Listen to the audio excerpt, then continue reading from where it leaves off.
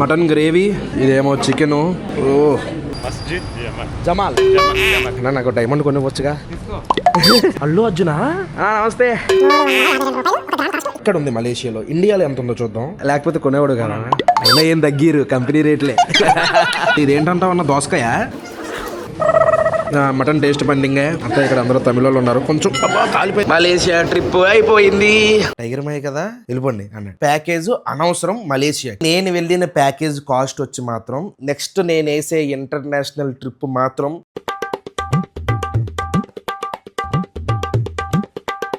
Good morning మయా, hello నమస్తే, అస్సలాము అలైకుం, welcome back to the new vlog. ఈ రోజు మనం మలేషియా నుంచి వెళ్ళిపోతున్నాం. Visit Malaysia 2026 truly Asia. Miss అవుతాం మేము మలేషియాని. అయితే నేను అన్న సెపరేట్ గా వెళ్తున్నాం అనమాట. మిగిలిన వాళ్ళందరూ బస్సులో వ్యాన్లు వెళ్ళిపోయారు. వాళ్ళు లోకల్ సైట్ విజిటింగ్ అన్ని చేస్తారు. నాకు కొంచెం ఇంట్రెస్ట్ లేదనమాట. అన్న ఏమో గోల్డ్ కొనుక్కుంటా అంటున్నాడు, నేనేమో చిన్న షాపింగ్ చేయాలి. సో ఈ వీడియోలో మలేషియాలో గోల్డ్ రేట్ ఎలా ఉందో చూద్దాం. అందరూ దుబాయ్ లో తక్కువ అంటారు కదా, మలేషియాలో కూడా తక్కువ కాదో చూద్దాం.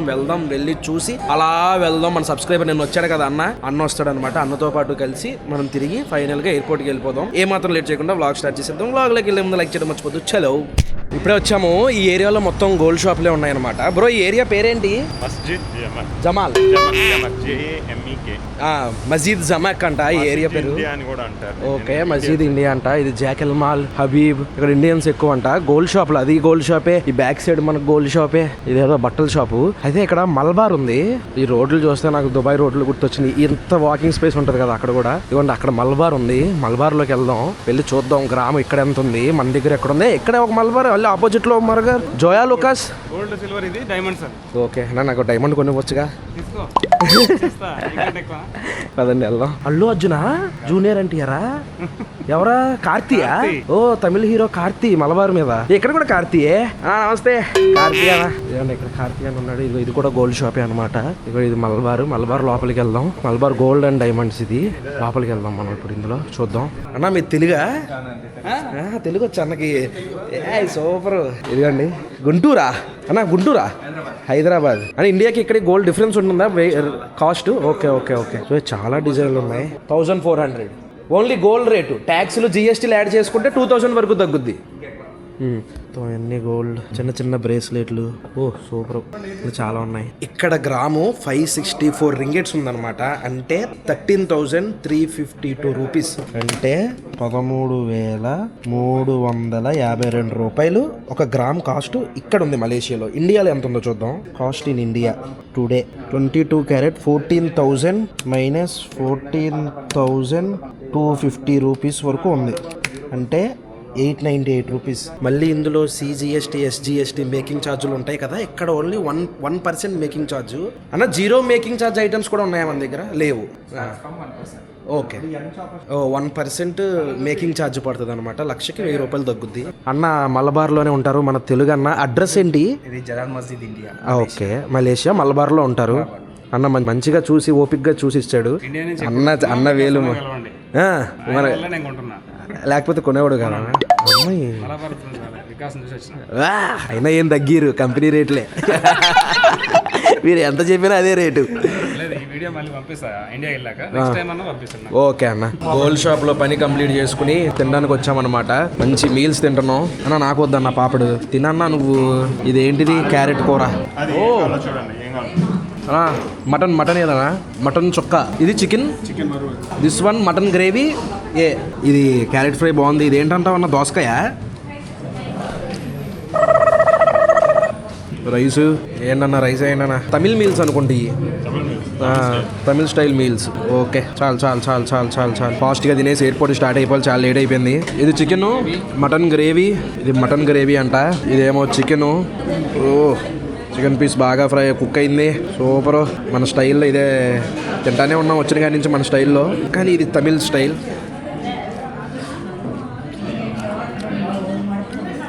చాలా బాగుంది, సూపర్ ఉంది గ్రేవీ. మటన్ టేస్ట్ పండింగ్ అంతా. ఇక్కడ అందరూ తమిళ వాళ్ళు ఉన్నారు. కొంచెం కాలిపోయిందిరా బాబు. దీని టేస్ట్ చూద్దాం. మటన్ కర్రీ టేస్ట్ చూద్దాం. మటన్ గ్రేవీ కూడా టేస్ట్ బాగుంది.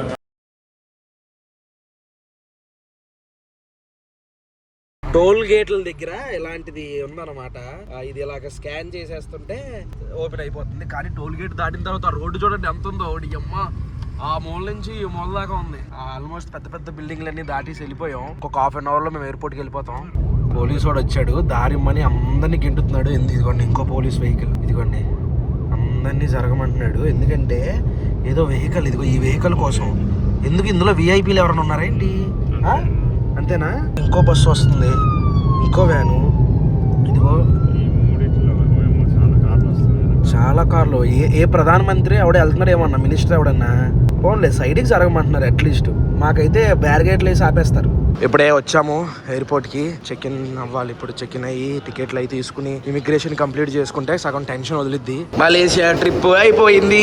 ఎలా అయిందో తెలియలేదు, అయిపోయింది. మీకు కూడా తెలిసి ఉండదు ఎలా అయిందో. సో ఇదే అనమాట, మనం ఎక్కేది కాదు, ఈ పక్కన ఉంది మన ఫ్లైట్. లోపలికి వెళ్ళి ఒక 4 గంటలు ఓపిక పడితే హైదరాబాద్ లో దిగిపోతాం ఇన్షాల్లా. పదండి వెళ్దాం లోపలికి. టర్బులెన్స్ అంటే ఎలా అవుతుందో చూడండి. మన Palle Velugu bus ఊగినట్టు flight.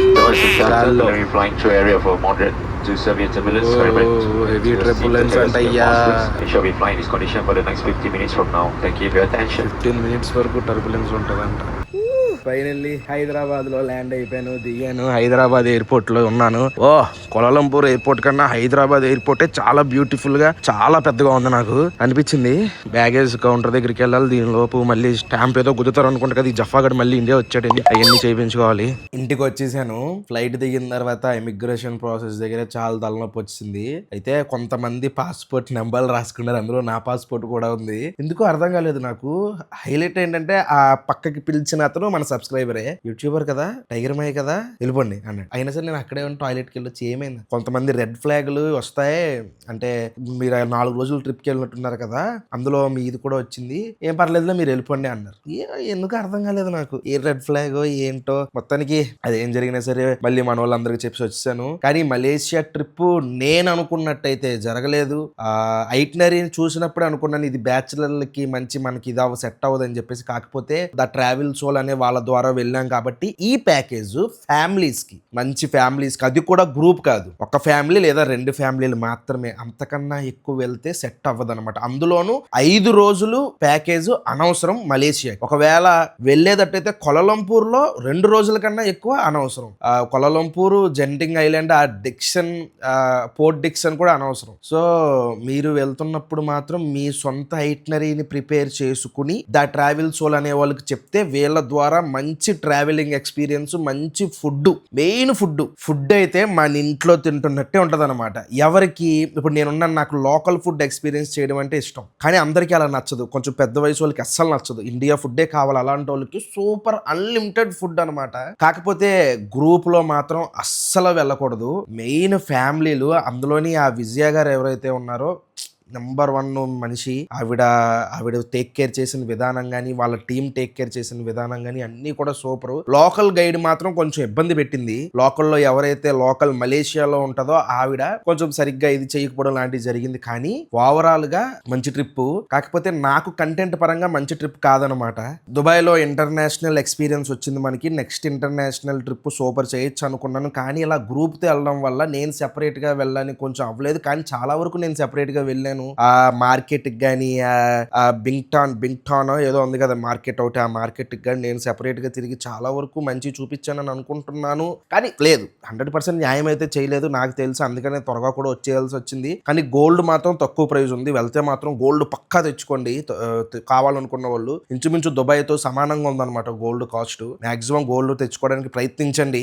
జెంటింగ్ island కూడా చాలా బాగుంది. కాకపోతే ఆ రూమ్ దగ్గర మాత్రం మేము దెబ్బతిన్నాం. మీరు పొద్దున్న వెళ్ళి సాయంత్రానికి వచ్చేసేటట్టయితే, ఒకవేళ నైట్ స్టే చేయాలనుకుంటే ఇంకా మంచి హోటల్ ఉన్నాయి, అందులో స్టే చేస్తే మేఘాలు పైకి వెళ్ళిపోయింది. ఆ బిల్డింగ్ మేఘాలు, ఒకసారి మేఘం ఇలా కదులుతున్నట్టు, మేఘం ఇలా వస్తున్నట్టు చాలా బాగుంది జెంటింగ్ ఐలాండ్. తర్వాత బాటు కేవ్స్ కూడా మస్ట్. బాతు కేవ్స్ అది కూడా మస్ట్ విజిట్ ప్లేస్. ఆ మురగన్ స్టాచ్యూ ఇవన్నీ చూడొచ్చు. ఇంకా ప్లేస్ మొత్తం. నెక్స్ట్ ట్విన్ టవర్స్ లోపలికి వెళ్ళడం కూడా చేయండి, అదంతా చూడొచ్చు, బాగుంది. ఇక్కడ ఏమైందంటే గ్రూప్ తో వెళ్ళడం వల్ల ఒకళ్ళు వస్తే ఇంకోళ్ళు రారు, అందరూ వస్తే అందరు లెక్క పెట్టుకోవడం ఇవన్నీ. 9ంటికి స్టార్ట్ అవ్వాలనుకున్నది 10:30, 11 అయిపోయేది అనమాట. దానివల్ల ఏమైందంటే ఇప్పుడు 4-5ంటికి కొన్ని ప్లేసెస్ క్లోజ్ అయిపోయే ప్లేసెస్ ఉంటది. ఇలా లేట్ అవ్వడం వల్ల ఆ ప్లేసెస్ కొన్ని మిస్ అయిపోయాం అన్నమాట. మేము 45 మంది అంటే చాలా ఎక్కువ.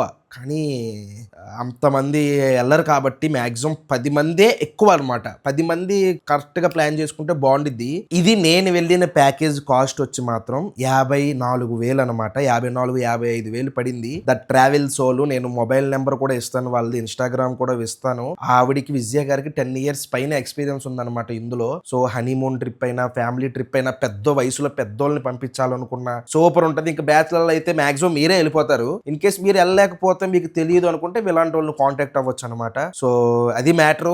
రేపటి నుంచి మళ్ళీ మన నార్మల్ వ్లాగ్స్ వస్తాయి. లోకల్ ఇంటర్నేషనల్ ట్రిప్ కాకుండా లోకల్లో ట్రిప్ మాట ఇస్తున్నాను. నెక్స్ట్ నేను వేసే ఇంటర్నేషనల్ ట్రిప్ మాత్రం నన్ను అస్సలు డిసప్పాయింట్ చేయదు. ఎందుకంటే నేను డిసప్పాయింట్ అయ్యానంటే మీరు డిసప్పాయింట్ అయినట్టే. సో నేను ఫుల్గా ఎంజాయ్ చేసే ట్రిప్పే వేస్తాను. సో దానికి మీరు కూడా ఫుల్ ఎంజాయ్ చేస్తారు అది చూసి. నెక్స్ట్ ట్రిప్ బాగుంటది. ఈ లోపు మేము ఈ కలీం పెళ్లి ఉంది, కలీం పెళ్లి నెక్స్ట్ కలీం పెళ్లి అయిన తర్వాత కొంచెం ఒక ట్రిప్ అనుకుంటున్నాం. సూపర్ అడ్వెంచర్ ట్రిప్ అవ్వబోతుంది. అది మీరు అందరూ చూస్తారు. సో ఈ వ్లాగ్ అయితే ఇక్కడతో ఎంజాయ్ చేస్తున్నాను మాయా. మలేషియా వ్లాగ్స్ డిసప్పాయింట్ చేసాయి. సారీ, నేనేం చేయలేను. అక్కడ పరిస్థితులు అలా ఉన్నాయి. నాకు కంటెంట్ లేకపోతే మెంటల్ వచ్చేది. కంటెంట్ సరిగ్గా రాలేదంటే నేను ఎంత డిప్రెషన్ లో ఉన్నాను అనేది మలేషియా వెళ్ళిన తర్వాత మీరు ఒకసారి ఆలోచించండి. ఈ వ్లాగ్ అయితే ఇక్కడతో ఎంజాయ్ చేస్తున్నాను. హోప్ మీకు నచ్చింది అనుకుంటున్నాను. ఇక్కడ దాకా వీడియో చూసి లైక్ చేయడం మర్చిపోద్దు. మళ్ళీ రేపు పొద్దున్న 8 ఇంకొక వ్లాగ్ లో కలుద్దాం. అనుకుంటాను. మరి జై హింద్.